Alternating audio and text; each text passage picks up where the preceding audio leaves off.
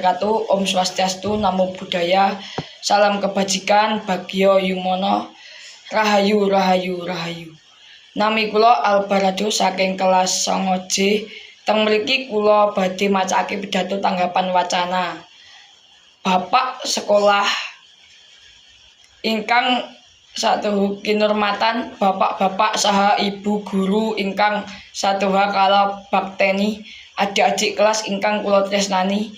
Puji syukur tansah katur dumateng Allah SWT ingkang sampun paringi kanugrahan, rahmat sarta hidayah dumateng kita sedaya. Satemah ing wekdal punika saged kempal manunggal kanthi wilujeng ing sakbengkala.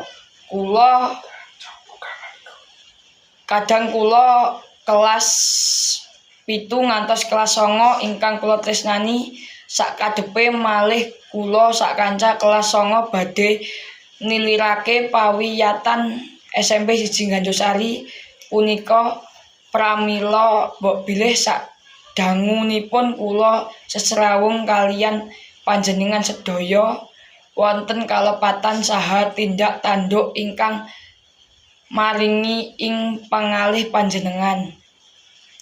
Punika nilirake adik-adik kelas kula ingkang sampun kula anggep kados dene sakderek piyambak, nanging kados pundi malih jar kula panjenengan sedaya namung titak sawantah boten kunawi nyelaki peprasening Gusti ingkang Maha Kuwasa. Adik-adik kula nderek paring pepengat dumateng panjenengan sedaya.